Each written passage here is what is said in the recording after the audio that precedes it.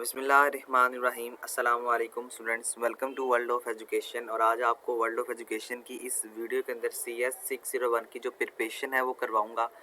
Important है कि और ये बात आपको शुरू में ही डिक्लेयर कर दूं कि आपके जो भी सब्जेक्ट CS 601 का है या जो भी स्टूडेंट है उनको ये बात पता होनी चाहिए कि हमारा सिलेबस जो कि ऑलरेडी अपडेटेड है।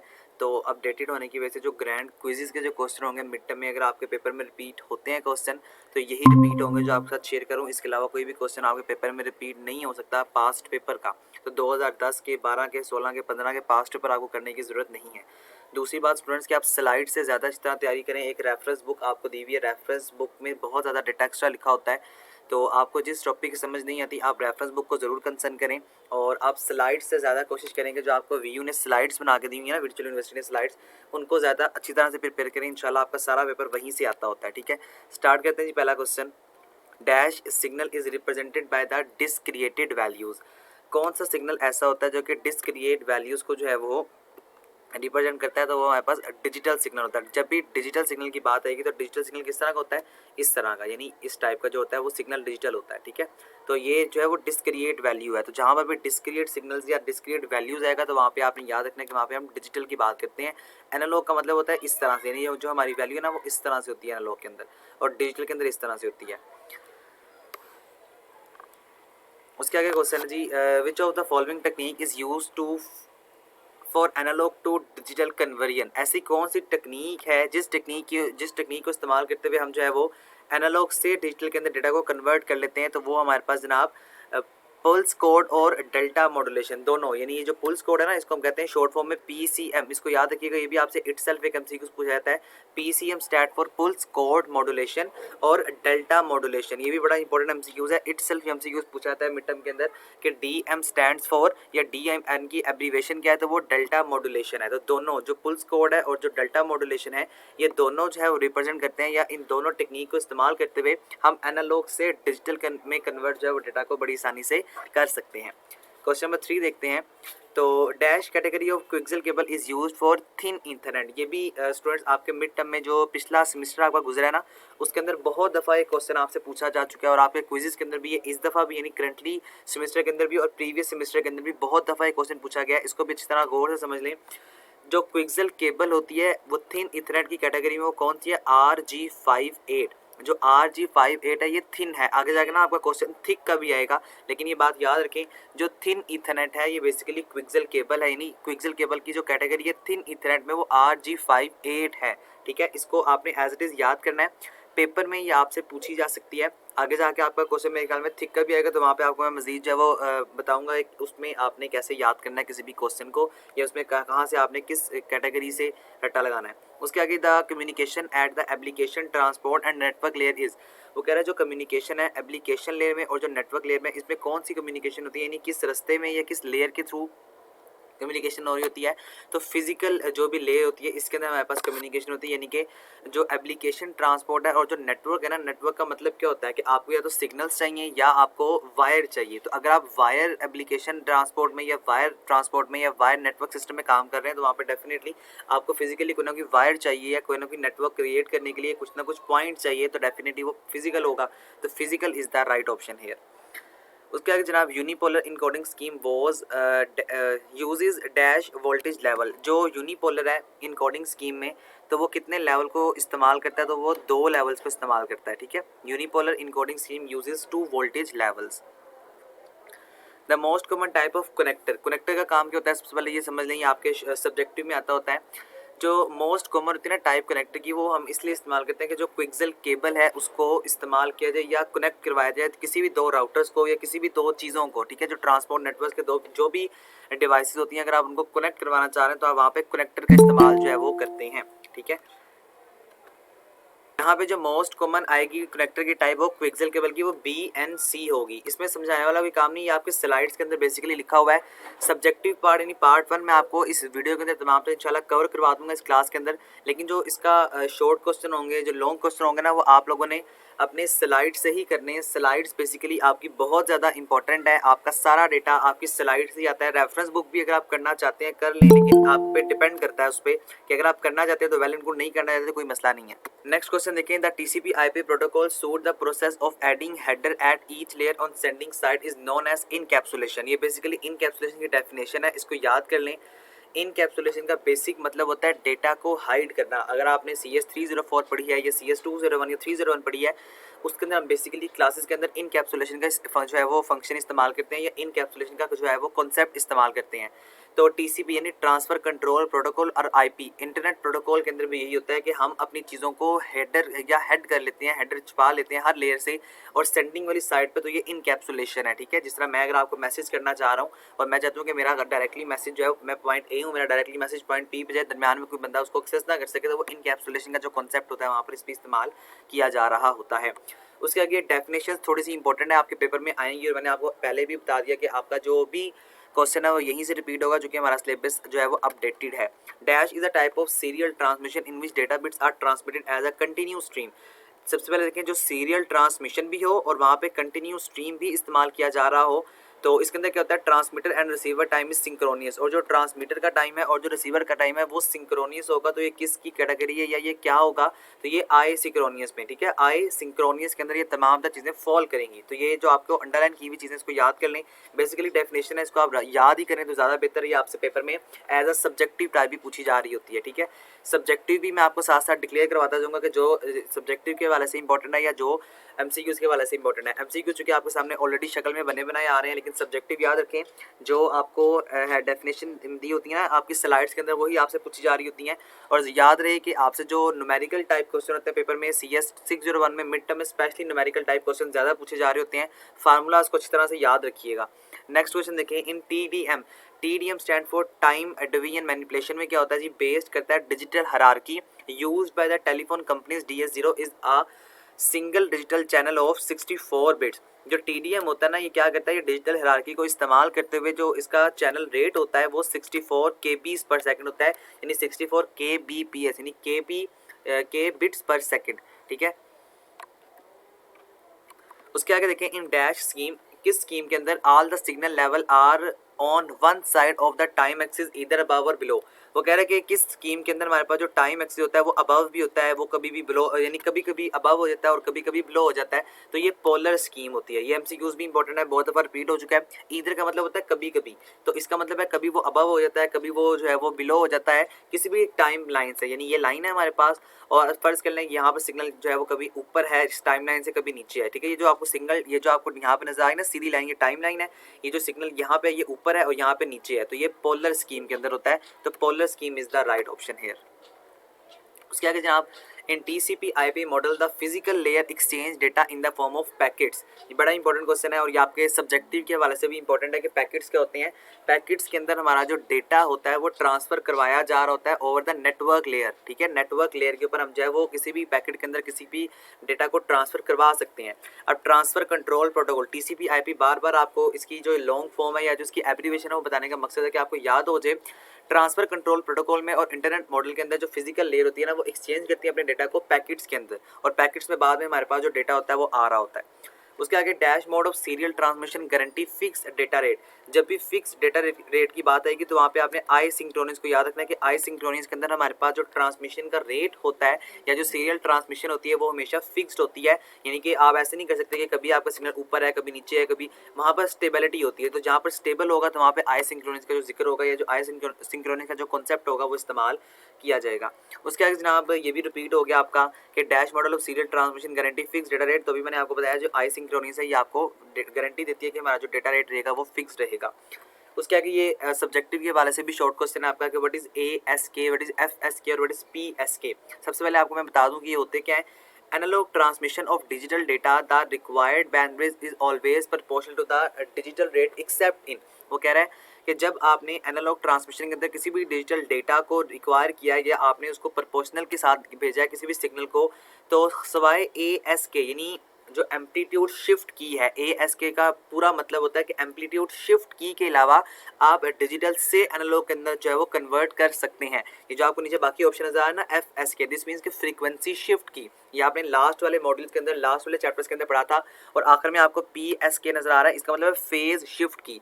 किसी भी सिग्नल के तीन पार्ट्स होते हैं, एक होता है एम्पलीट्यूड, एक होती है फ्रीक्वेंसी और एक होता है फेज। ये जो एम्पलीट्यूड होता है ना, ये बताता है कि कैसे मूवमेंट करना है, कितने स्पीड से मूवमेंट करना है, कहाँ पर हमने देखना है सिग्नल पीक लेवल पे था, कहाँ पर सिग्नल वीक था, कहाँ पर सिग्नल जो है वो स्ट्रॉन्गर था। फ्रीक्वेंसी का मतलब है किस फ्रीक्वेंसी से सिग्नल जो है वो ट्रांसफर हुआ from point A two point B, और इसकी शक्ल कैसे थी। यानी शक्ल आपकी सिग्नल की इस तरह भी हो सकती है, ठीक है, इस तरह भी हो सकती है और इस तरह भी हो सकती है। किसी भी तरह की शक्ल जो है वो आप उसको वहाँ पर फेज की फॉर्म में दे सकते हैं। तो बेसिकली ये जो एग्जांपल होती है ये ASK की एग्जांपल है, इसको याद रखें। ये थोड़े से मुश्किल कॉन्सेप्ट है लेकिन इंपॉर्टेंट है, पेपर में ये ज़्यादा आपसे पूछे जा रहे होते हैं। उसके आगे आपका क्वेश्चन रिपीट है, इसको स्किप कर दें, नेक्स्ट क्वेश्चन पे आते हैं। तो यहाँ पे देखें, electromagnetic waves ranging in frequency between 1 hertz 1 Z to 300 giga hertz. ये बेसिकली HZ था, ये बाय मिस्टेक HZ आ गया खाली, ये 1 हर्ट्ज है, ठीक है। 1 हर्ट्ज से अगर आप 300 गीगा हर्ट्ज तक जाना चाहते हैं तो ये क्या होती है, ये माइक्रोवेव्स कहलाती है, नॉट लाइट वेव्स। लाइट तो कोई वेव्स होती नहीं है, तो ये माइक्रोवेव कहलाती है in the form of data या in the form of data structure. तो यहाँ पर माइक्रोवेव जो होगा इसका राइट ऑप्शन कंसिडर जो है वो किया जाएगा। उसके आगे देखिए, dash is normally used where speed is purity in data transfer. वो कह रहा है कि जब हमने किसी भी स्पीड की प्योरिटी को देखना होता है या किसी भी डेटा को ट्रांसफर करने के लिए प्योरिटी की रखनी होती है, तो वहाँ पर हम किस को इस्तेमाल करते हैं, तो वहाँ पर हाइब्रिड डेटा ट्रांसमिशन इस्तेमाल होता है। हाइब्रिड बेसिकली एग्जांपल होता है सीरियल का और पैरेलल का। अगर सीरियल और पैरेलल ट्रांसमिशन दोनों मिल जाते हैं, दोनों कनेक्ट हो जाते हैं ना, तो वहाँ पर हाइब्रिड जो डेटा ट्रांसमिशन है वो क्रिएट होता है या वो फॉर्म में आता है, ठीक है, फॉर्म का मतलब बनता है। तो दिस मीन्स कि hybrid data transmission is normally used when speed is purity in data transfer. इसको स्किप कर दें, ये बिल्कुल जो है वो रफ है। नेक्स्ट देखें, डैश इज नॉर्मली यूज, ये भी आपका दोबारा से रिपीटेड है, इसको भी स्किप कर दें।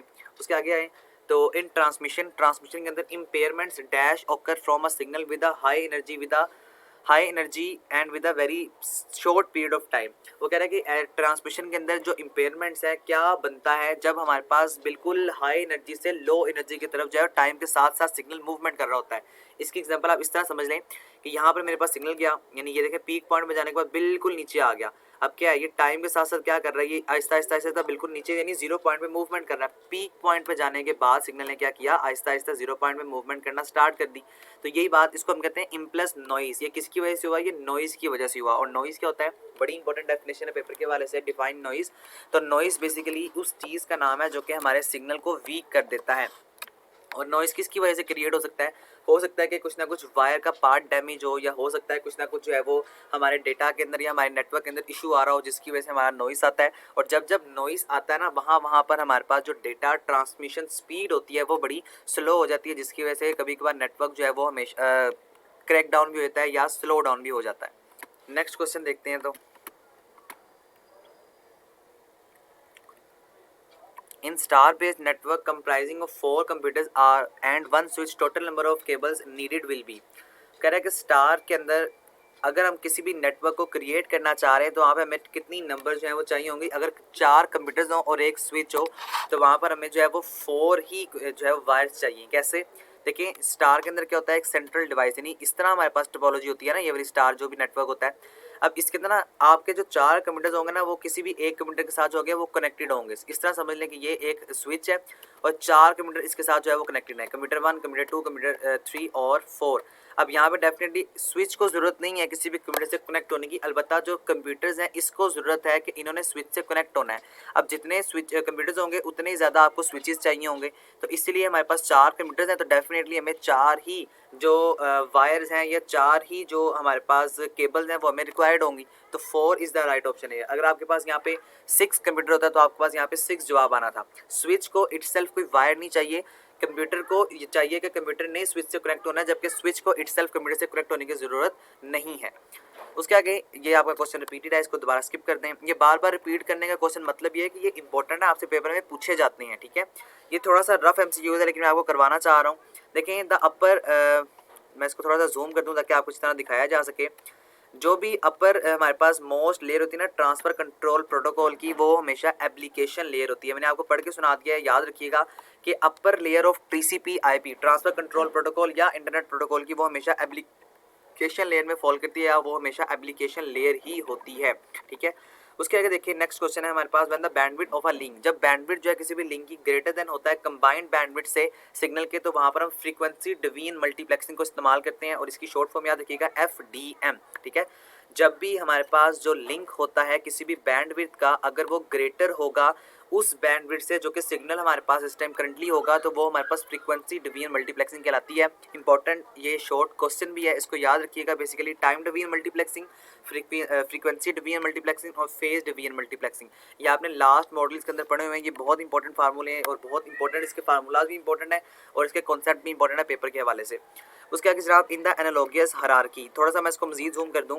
एनालॉगस हायरार्की के अंदर जो वॉइस चैनल होता है किसी भी ग्रुप का, वो क्या करता है, वो कितने वॉइस को या कितने चैनल को कैरी कर सकता है, तो वो 12 चैनल को कैरी कर सकता है, ठीक है। मैं आपको दोबारा पढ़ के बता रहा हूँ कि अगर आपने देखना है कि हमारे पास एनालॉगस हायरार्की में, एनालॉग की बात कर रहा हूँ, डिजिटल की बात नहीं कर रहा, अगर आपने एनालॉग हायरार्की में वॉइस चैनल को देखना है कि कितने मैक्सिमम या वॉइस चैनल को जो है वो कैरी कर सकता है, तो वो 12 है, यानी 12 जो होगा इसका राइट ऑप्शन यहाँ पे कंसीडर किया जाएगा। उसके आगे देखें तो हमारा क्वेश्चन दोबारा रिपीटेड है, मैं आपको दोबारा करवा देता हूँ कि जब बैंडविड्थ जो है किसी भी लिंक की ग्रेटर देन होगी किसी भी कंबाइंड बैंडविड्थ से, तो वो हमारे पास फ्रीक्वेंसी डिवीजन मल्टीप्लेक्सिंग का जो कॉन्सेप्ट होगा वो कहलाएगी। उसके आगे जनाब बैंडविड्थ को हम मेजर कर सकते हैं। इंपॉर्टेंट क्वेश्चन, ये बहुत दफ़ा आपके पेपर में पिछली दफ़ा पूछा जा चुका है, मैं इस पर लिख भी देता हूँ कि ये इंपॉर्टेंट है। जो भी हमारे पास बैंडविड्थ होती है ना, अगर आपने इसको मेजर करना है तो आप BPS में करेंगे। BPS स्टैंड फॉर बिट्स पर सेकेंड, यानी कि अगर आपने बैंडविड्थ को मेजर करना है ना कि कितनी इसकी जो है वो स्पीड है या कितनी ये जो है वो हमें इस टाइम पे ट्रांसमिशन स्पीड प्रोवाइड करेगी, तो आप बिट्स पर सेकंड में करेंगे कि कितनी बिट्स पॉइंट A से पॉइंट B की तरफ जो है वो मूवमेंट कर रही हैं। ये बहुत रफ क्वेश्चन है लेकिन इंपॉर्टेंट है, मैं आपको ये भी करवा देता हूँ कि इलेक्ट्रोमैग्नेटिक वेव जो है वो उसकी रेंज जो है फ्रीक्वेंसी की 1 हर्ट्ज। अच्छा ये मैंने आपको पहले करवा दिया, बेसिकली आपको यहाँ पे क्वेश्चन रिपीटेड है जिसमें इसकी इंपॉर्टेंट है। मैंने आपको ना at the start of the video ये करवाया था कि जो इलेक्ट्रोमैग्नेटिक वेव होती है उसकी जो फ्रीक्वेंसी है 1 Z से 300 गीगाहर्ट्ज तक होगी, तो वो क्या होगी, वो माइक्रोवेव्स होंगी, ठीक है। इंपॉर्टेंट क्वेश्चन है, इसको आपने स्किप नहीं करना। उसके आगे जनाब a network can be categorise, जो नेटवर्क होता है हम उसको कैसे कैटेगराइज करते हैं, तो नेटवर्क को हम कैटेगराइज करते हैं डिफरेंट कैटेगरी से ऑन द बेसिस ऑफ, किस बेस पे, जियोग्राफिकल एरियाज पे। नेटवर्क को हम जो है वो जियोग्राफिकल एरियाज पे जो है वो कनेक्ट करते हैं या डिस्ट्रीब्यूट करते हैं। इंपॉर्टेंट क्वेश्चन है, इनको याद रखिएगा, पेपर में ये आते होते हैं, ठीक है। ओके जी, वहाँ पे बहुत सारे क्वेश्चन रफ थे, तो ये दूसरी फाइल में आपके साथ शेयर कर रहा हूँ, यानी दूसरा पेपर आपके साथ बेसिकली शेयर किया जा रहा है। देखिए जी, some manufacturers provide a special port called the IRDA। कुछ ऐसे मैन्युफैक्चरर्स होते हैं जो कि आपको प्रोवाइड करते हैं कुछ ऐसी पोर्ट्स को जिसमें आप क्या करते हैं, जो कि आपको वायरलेस कीबोर्ड या कम्युनिकेशन विद अ PC जो है वो प्रोवाइड करते हैं। यानी कि जिस तरह आप एक जो है वो किसी भी डिवाइस को कनेक्ट कर देते हैं अपनी USB पोर्ट के अंदर, और आप क्या करते हैं किसी भी वायरलेस माउस को, वायरलेस कीबोर्ड को इस्तेमाल कर सकते हैं, तो उस टेक्निक को बेसिकली हम IRDA का नाम देते हैं, ठीक है। ये इसकी शॉर्टेस्ट फॉर्म लिखी हुई है, इसकी मुझे फुल फॉर्म तो फिलहाल याद नहीं है, लेकिन आपने IRDA कॉन्सेप्ट को याद रखना है। ये वाला क्वेश्चन भी आपसे पेपर में पिछली दफ़ा बहुत दफ़ा पूछा जा चुका है, यानी जब आपका ये 2021 का जो पिछला सेमेस्टर गुजरा है उसके अंदर ये पेपर आपसे पूछा गया है। अच्छा जी, उसके आगे देखें,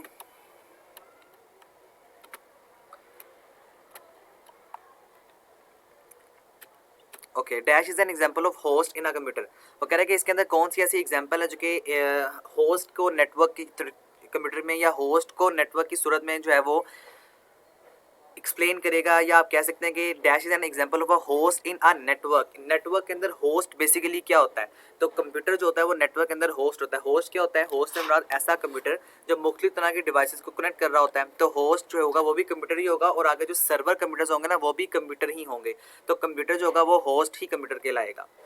उसका आगे देखें, data format can be used या data format used at the network layer to TCP/IP protocol are called packets. ये मैंने आपको ऑलरेडी पहले भी करवा दिया, नहीं प्रीवियसली क्वेश्चन हमारा रिपीटेड था, ये वाला आया हुआ है दोबारा से, तो आप इसको एक दफा दोबारा देख लें। उसके आगे जनाब in frequency excuse me sir.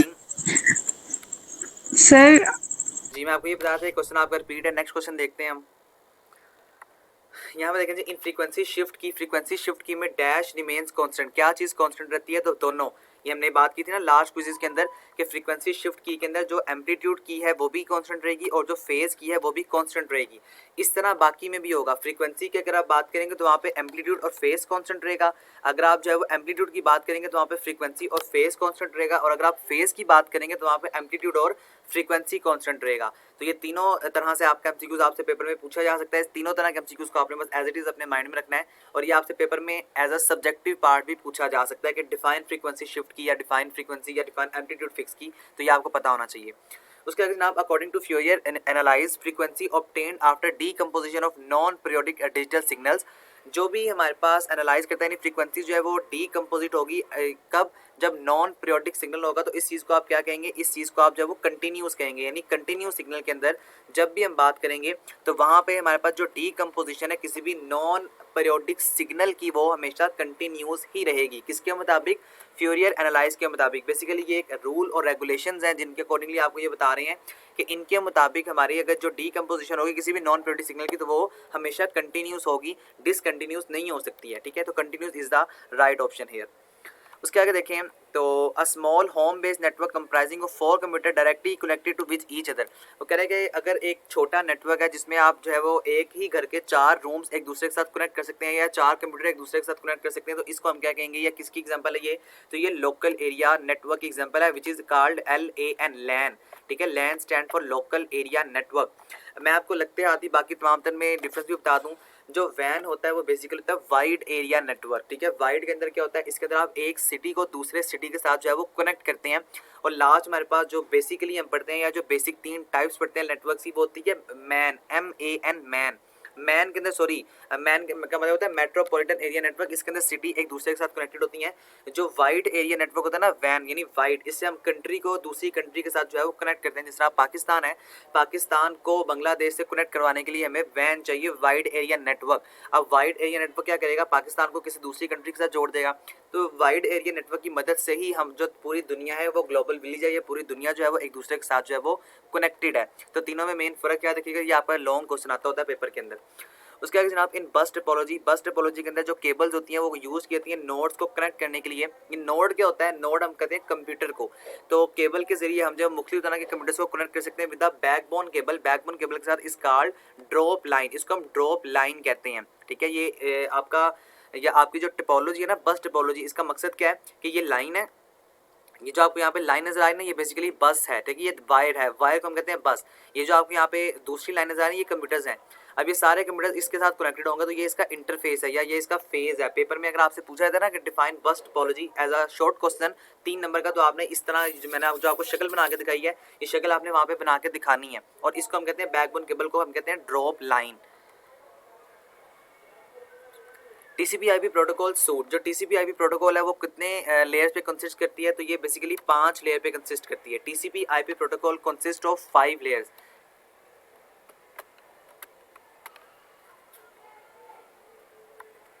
Next है जी हमारा कि पैकेट और पैकेट्स आर रेफर्ड एज। वो कह रहे हैं पैकेट या ज़्यादा फॉर्म में पैकेट्स होंगे वो कहाँ से रेफर किए जाएंगे, डेफिनेटली डेटाग्राम से। क्योंकि हमने क्या सेंड करना होता है, पैकेट में डेटा ही सेंड करना होता है ना, हमने फ्रेम तो नहीं सेंड करना होता, या हमने बिट तो नहीं सेंड करनी होती। हाँ, बिट को हम सेंड करते हैं, लेकिन बिट को हम जो है वो पैकेट्स की फॉर्म में सेंड करते हैं, ताकि हमारा डेटा बड़ी आसानी से पॉइंट ए से पॉइंट बी की तरफ बिल्कुल एक्यूरेट चला जाए जो हम सेंड करवाना चाह रहे हैं। तो हमेशा ये रेफर्ड होता है जी डेटाग्राम से। उसका एक क्वेश्चन हमारा, dash coding scheme are useful for LAN but not for long ranges. वो कह रहे हैं कि ऐसी कौन सी कोडिंग स्कीम है जो कि लैन के लिए सूटेबल है, लेकिन ये लॉन्ग रेंज के अंदर नहीं है। रेंज का मतलब है कि ये ज़्यादा अरसे तक नहीं चल सकती, या ज़्यादा अगर हम बात करें तो ज़्यादा देर तक ये स्टेबल नहीं है। तो ये बाय फेज़ है। जो बाय फेज़ की टेक्नोलॉजी होती है, ये क्या होती है, ये लैन के लिए यूज़फुल है, यानी लोकल एरिया नेटवर्क के लिए आप इसको इस्तेमाल तो कर सकते हैं, लेकिन आप इसको घंटे के लिए इस्तेमाल कर लें, दिन के लिए इस्तेमाल कर लें, ऐसा नहीं कि आप ओवरऑल पूरी लाइफ इस पर कंसिस्टेंट रह सकते हैं। लॉन्ग रेंज के अंदर ये जो है वो सूटेबल नहीं रहती है। Question number 11, that is dash is the set of technique that allow the simultaneously transmission of multiple signal across a single data link। वो कह रहा है कि ऐसी कौन सी टेक्निक है, और ये आपका क्वेश्चन रिपीटेड है, मैंने आपको ऑलरेडी करवाया हुआ है, कि ऐसी कौन सी टेक्निक है जिसकी वजह से साइमल्टेनियसली ट्रांसमिशन होती है मल्टीपल सिग्नल्स के ऊपर। तो वो मल्टीप्लेक्सिंग है। इंपॉर्टेंट डेफिनेशन है, डिफाइन मल्टीप्लेक्सिंग। 3 नंबर का ये शॉर्ट क्वेश्चन आता है कि आपने मल्टीप्लेक्सिंग को डिफाइन करना है विद एन एग्जांपल। तो मल्टीप्लेक्सिंग की मदद से आप अपनी ट्रांसमिशन को साइमल्टेनियसली जो है वो अलाउ कर सकते हैं या अपनी ट्रांसमिशन को साइमल्टेनियसली जो वो सेंड कर सकते हैं from point A to point B. और ये बात याद है कि हमारे पास यहाँ पे सिंगल डेटा लिंक होता है, ठीक है, डबल या मल्टीपल डेटा लिंक्स हमारे पास यहाँ पे अवेलेबल नहीं होते। इसने आपको यहाँ पे बताया हुआ भी है लास्ट के अंदर कि across a single data link के जरिए जो है हम साइमल्टेनियसली ट्रांसमिशन को परफॉर्म करते हैं। उसके आगे थोड़ा सा मैं इसको जूम करूंगा तो आगे देखें, dash is the serial transmission in which data bits are transmitted as a continuous stream in time with the master clock start bits and stop bits and gap are not used, transmitter and receiver time is synchronous। वो कह रहा है कि ऐसी कौन सी technique है serial transmission के अंदर जिसके अंदर डेटा जो है वो हमारे पास कंटिन्यूस स्ट्रीम में भी होता है। हम बताते हैं कि ये स्टार्ट बिट है, ये स्टॉप बिट है और यहाँ पे डेटा चल रहा है। तो ये बेसिकली हमारे पास जो ट्रिक होती है, ये इन्होंने 4 ऑप्शन पूरे नहीं किए हुए यहाँ पे, ये सिंक्रोनियस होती है, ठीक है। वैसे यहाँ पे ना इन्होंने आपको ऑप्शन पूरा नहीं दिया हुआ, लेकिन आपने इस बात को याद रखना कि अगर आपके पास स्टॉप बिट है, अगर आपके पास स्टार्ट बिट है, स्टॉप बिट है और गैप्स हैं, तो ये हमारे पास सीरियल ट्रांसमिशन कहलाएगी। आपका क्वेश्चन पूरा नहीं है, लेकिन आपने सिंपल इसका जवाब याद रखना कि सीरियल ट्रांसमिशन।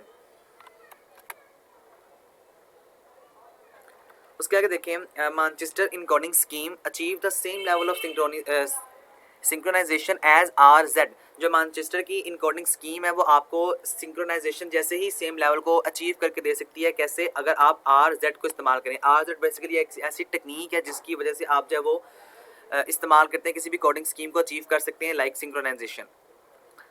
उसके आगे देखें तो जहाँ आपका नेक्स्ट क्वेश्चन है जी, ये आपका क्वेश्चन ऑलरेडी रिपीट है, मैंने आपको पहले भी करवा दिया था कि dash is a multiplexing technique which shift each signal into a different carrier frequency. अब जारी बात है, अगर फ्रीक्वेंसी है तो वो FDM ही होगा। FDM stand for frequency D multiplexing या फ्रीक्वेंसी डिवीजन मल्टीप्लेक्सिंग, ठीक है। फ्रीक्वेंसी डिवीजन मल्टीप्लेक्सिंग ऐसी टेक्निक है जिसकी मदद से आप अपने तमाम जो सिग्नल की फ्रीक्वेंसी को डिफरेंट कर सकते हैं, फ्रीक्वेंसी को चेंज कर सकते हैं। उसके आगे a common bipolar encoding scheme is called. जो कॉमन बायपोलर इनकोडिंग स्कीम है वो क्या कहलाती है? AMI। ये भी क्वेश्चन रिपीटेड है। जो कॉमन बायपोलर इनकोडिंग स्कीम होगी वो AMI जो है वो कहलाएगी। उसके आगे जनाब इन फेज शिफ्ट की, फेज शिफ्ट के अंदर क्या चीज़ कॉन्स्टेंट रहेंगी? तो याद रहे मैंने आपको पहले भी बताया था कि फेज शिफ्ट के अंदर फ्रीक्वेंसी और जो एम्पलीट्यूड की है ना वो हमेशा कांस्टेंट रहेगी। तो यहाँ पर इसका जवाब भी ये होगा कि एम्पलीट्यूड एंड फ्रीक्वेंसी जो फेज होगी या फ्रीक्वेंसी जो की होगी वो हमारे पास कांस्टेंट रहेगी फेज में, क्योंकि 3 टाइप्स है, फेज, फ्रीक्वेंसी और एम्पलीट्यूड।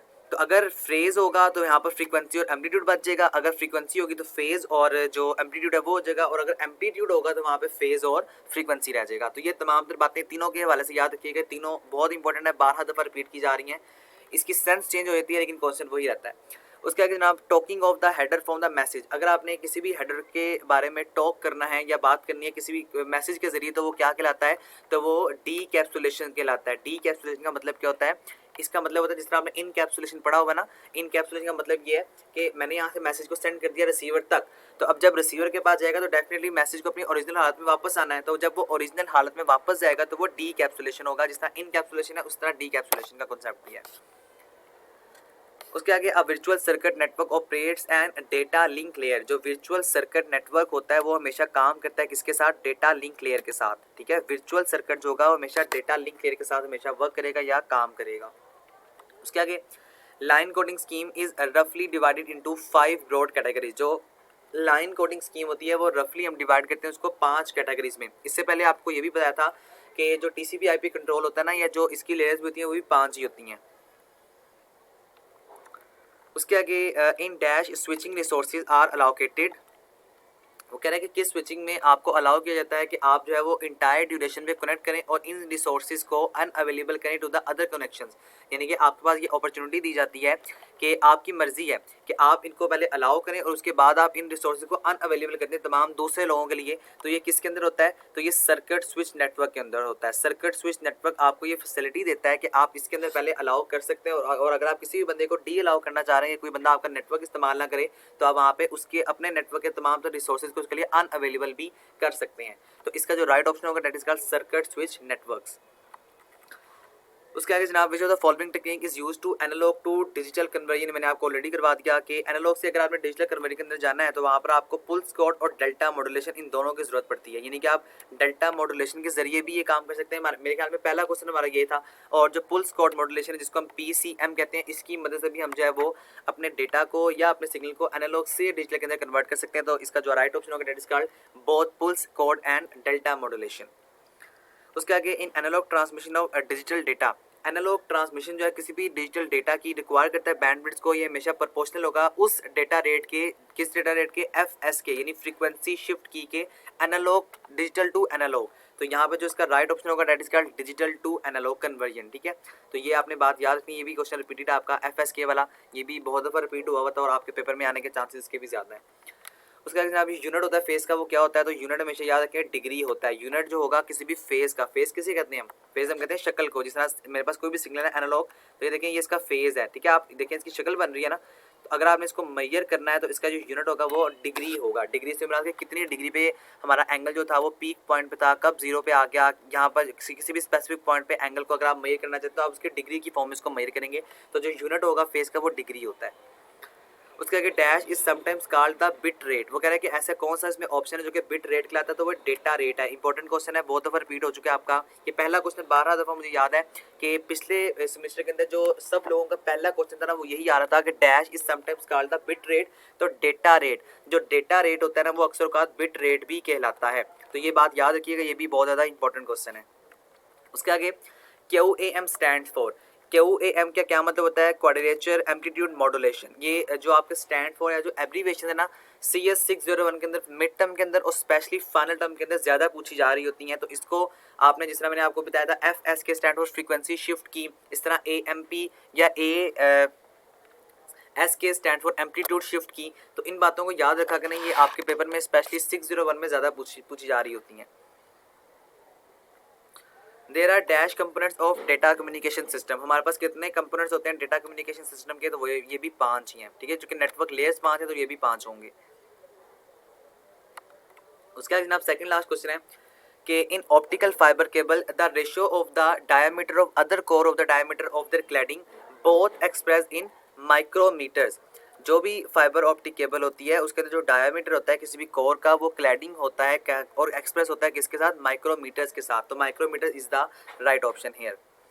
उसके आगे देखें, डैश सिग्नल, जो डैश सिग्नल है can take infinite level of intensity over time. ऐसा कौन सा सिग्नल है जो कि इंटेंसिटी लेता है टाइम पे या इनफाइनाइट लेवल के ऊपर जो है वो इंटेंस करता है, तो वो एनालॉग सिग्नल है। एनालॉग सिग्नल मैंने आपको 12 दफ़ा बताया है कि इसकी जो शेप होती है वो इस तरह से होती है। तो ये कौन सा सिग्नल है, ये आपको इनफाइनाइट टाइम जो है वो इंटेंसिटी प्रोवाइड करता है टाइम के साथ साथ। ओके जी, last question, bipolar uses dash voltage level. जो बायपोलर है वो 3 वोल्टेज लेवल को इस्तेमाल करता है। ठीक है, बायपोलर, और इससे पहले मैंने आपको यूनिपोलर बताया था। जो यूनिपोलर है ना वो 2 इस्तेमाल करेगा और जो बायपोलर है वो 3 वोल्टेज लेवल को इस्तेमाल करेगा। ये जो लास्ट वाले मॉड्यूल्स हैं इसको अच्छी तरह पढ़ लीजिएगा, ये बहुत ज़्यादा इंपॉर्टेंट है, पेपर में आपके बहुत दफ़ा पूछे जाते हैं और लास्ट से ही आपका पेपर ज़्यादा रिपीट होता है। तो ये आपकी वीडियो थी, होपफुली आपको समझ आ चुका होगा। प्लीज़ चैनल को सब्सक्राइब जरूर कीजिएगा और अगर आप मेरे चैनल पर न्यू है और प्लीज़ सब्सक्राइब करें और बेल आइकन में लाजमी प्रेस करने के बाद ऑल पर क्लिक कर दें। और इसी के साथ साथ जो है वो वीडियो अच्छी लगे पर लाइक और शेयर करें। Thank you so much.